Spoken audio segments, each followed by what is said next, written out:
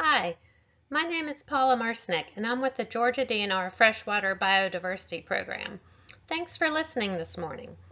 It's worth noting that conservation efforts for the robust redhorse have spanned more than 3 decades. I'm going to mention some very interesting topics and studies in passing, but focus on more recent work. The robust redhorse was described in 1869 by the famed naturalist Edward Cope, lost to science for 122 years, and rediscovered in 1991 by Georgia DNR fisheries biologists. In addition to a fascinating history, the management and conservation of the robust redhorse has been precedent-setting. Management and conservation actions are coordinated across the range by the Robust Redhorse Conservation Committee. The formation of the RRCC and their cooperative conservation efforts have kept the robust redhorse designated as a candidate species and prevented it from being formally listed through the Endangered Species Act. Member agencies were awarded a competitive state wildlife grant which has funded range-wide conservation and restoration activities since 2017. During that time, Georgia DNR spearheaded the development, implementation, and management of a range-wide database that will help facilitate future research and analyses. The database alone is worthy of its own presentation. You can learn more about the species history, the RRCC, and the range-wide activities at the website robustredhorse.com. We now know that the species is comprised of 3 genetically distinct evolutionary significant units, or ESUs. This map shows the range of the robust redhorse with the hucks color-coded according to the years since the last observation. The 2 red hucks in North Carolina represent Cope's collections from the 1800s. I want to point out that this conservation status map is one of several products of the range-wide database. Today, we are going to focus on the 2 ESUs in Georgia, the Altamaha and the Savannah. I'll start with the Altamaha ESU, which covers 3 drainages. The Broad and Ogeechee Rivers were stocked with Oconee River broodfish in the 1990s, before advances in genetics revealed the presence of 3 ESUs. The hopes were to create refugial populations to protect the gene pool of the apparently declining Oconee River fish. We considered these 3 distinct populations, with the Altamaha population including the Ocmulgee and Oconee Rivers. It appears the Ogeechee stocking was not successful, and we would be surprised if any of the stocked fish are still present in the system. The Oconee River appears to no longer support spawning activities, which is likely due to degradation of gravel habitat. We are confident that the robust have persisted the last 2 years in the Broad and Ocmulgee, even though we haven't laid eyes on them due to high spring flows of 2019 and 2020. We've witnessed spawning activities in the Broad, but have not seen evidence of recruitment. Looking forward for the Altamaha ESU, in addition to regular visual spawning surveys, we plan to attempt a FICENet survey in the Broad River. We are trying to capture younger adults that may be staging in deeper, turbid waters. These smaller fish would provide evidence of recruitment in the stocked Broad River population. We are working with Georgia Power to renew a candidate conservation agreement with assurances for the Ocmulgee River, hopefully with the expansion to cover the entire Altamaha population. This agreement will help forward management and study efforts for the Oconee River. Another effort with Georgia Power is reconvening the Oconee Flow Advisory Team to assess the efficacy of the current flow regime out of Sinclair Dam. Additionally, Georgia DNR and partners have undertaken a feasibility study to look for creative ways to protect the existing spawning shoals in the Ocmulgee River. Now let's shift over to the Savannah ESU, which is comprised of 2 populations, one in the mainstem Savannah River and one in the Santee Basin in South Carolina. Remember, this upper population in the Broad River is not part of the Savannah ESU. The rest of the talk will include the mainstem downstream of Thurman Dam. This population has lost much of its historic spawning grounds to inundation for hydropower. Upstream passage to the remaining shoals are blocked by multiple barriers. Despite loss of spawning habitat, the population has managed to hang on and spawn at 2 gravel bars currently known to be active. The Savannah River population is the only self-sustaining population across its range, and several movement, spawning, and broodstock surveys have been completed over the decades. Robust redhorse have an affinity for spawning habitat containing larger, clean gravel with adequate flow and depth. The 2 spawning bars are located below the New Savannah Bluff Lock and Dam. The lower gravel bar is considered the main spawning site, and the upper bar an overflow site that is often utilized by only a few individuals.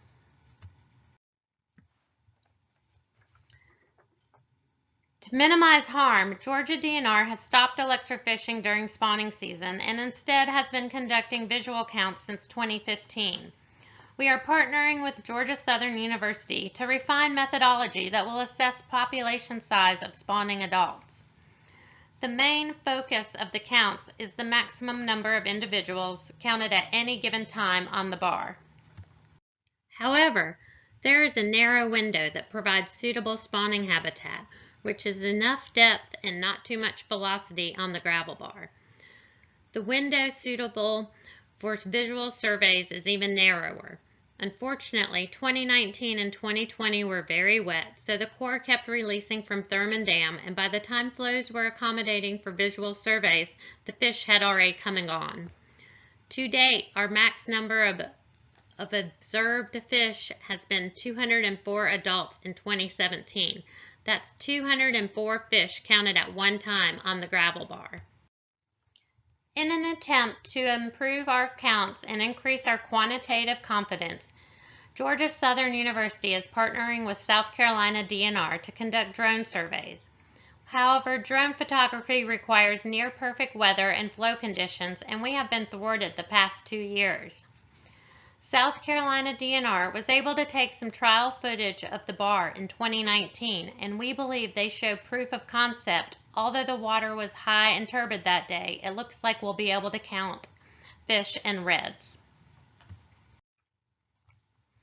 Another effort which we began in 2018 is a movement study using acoustic telemetry. We partnered with Georgia Power, South Carolina DNR, GSU, and UGA. The goals of this project are to improve and update our understanding of seasonal habitat use, timing of migrations, behavioral differences between males and females, and to evaluate the efficacy of future fish passage and restoration efforts. In May 2018, a large group of biologists deployed seines and a fyke net on the lower gravel bar to catch spawning fish for tagging. The goal was 20 individuals, 10 males and 10 females of varying lengths. We used the seines to herd the spawning adults into the fyke net. We chose this labor-intensive, non-invasive method instead of electrofishing to reduce the stress on fish and lower the chances of post-implant mortality. They were collected off the spawning bar and returned to point of capture. Insertion of tags was performed by folks from the UGA vet school. Fish were sedated for surgery, received a Vemco V16 tag, a pit tag, and fin clip for genetic identification. The 2018 effort resulted in 10 males and 1 female being tagged. Additional males were collected, and we chose the healthiest looking individuals. All other males were pit tagged and released on the gravel bar. You may be able to see from this lower picture that we had a dedicated group that worked diligently through the pouring rain. As I mentioned, the tags are Vemco acoustic transmitters, and our project is piggybacking off the array system that is in place for sturgeon. There are 62 arrays deployed and managed by South Carolina DNR. They cover roughly 330 river kilometers from the mouth up to the Augusta Shoals. Not all our fish were detected with the first array download in 2018, so we decided to actively track them as well using a boat-mounted receiver in 2019. We floated 134 river kilometers and detected 8 fish. Moving on to the results. I'll be showing you a series of graphs. To orient, date is on the x-axis and river kilometer on the y-axis. Larger river kilometers equal further upstream. Location of the lower spawning bar is the dotted line. Each black dot is the location of a receiver. Here is the complete data set from initial tagging through August 2020. After the initial tagging, all 11 of our fish were detected. The most recent download reported 7 of our 11. However, at that time, 4 arrays were still to be downloaded between river kilometers 246 and 270. So we are considering this far right portion of the story to be incomplete. Still holding hope that our other fish are out there. The one I'm worried about hasn't been detected since October 2018. All fish made significant migrations, but one was superlative. He moved from the spawning shoal all the way down to the estuary, then halfway back up, covering 448 kilometers in just 51 days. They are consistent as to where they hang out during the non-spawning months, which is below State Route 301. We plan to investigate this portion of the river more to ascertain habitat features that may be distinct from other reaches.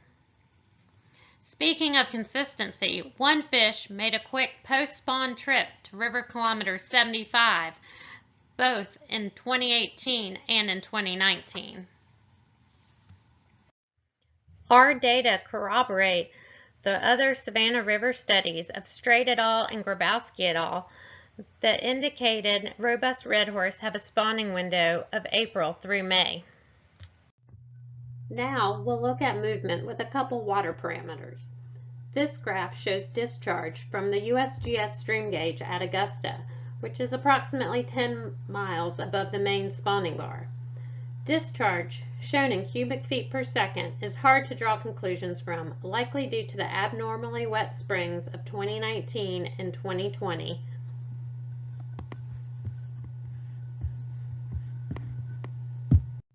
And here we've overlaid temperature data from a station managed by the Finnissy Science Center. It's roughly 3.6 river kilometers above the spawning bar. There's some suggestion that upstream migration was triggered by a temperature spike rising above 15 degrees, and perhaps downstream migration was triggered by another spike rising above 23 degrees. As we continue compiling these data and hopefully tagging more fish, it will be interesting to see how consistent the timing in relation to temperature are between years, and whether a given individual returns to the same places each year. The tag life of the BEMCOs is 10 years, so we'll continue tracking and hopefully tag more fish this year.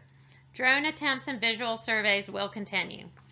Across the range, only 4 juveniles have ever been collected, thus leaving a big gap in our knowledge of Robust's life history. We are trying new methods in the lower rivers, such as the Missouri mini trawl pictured here.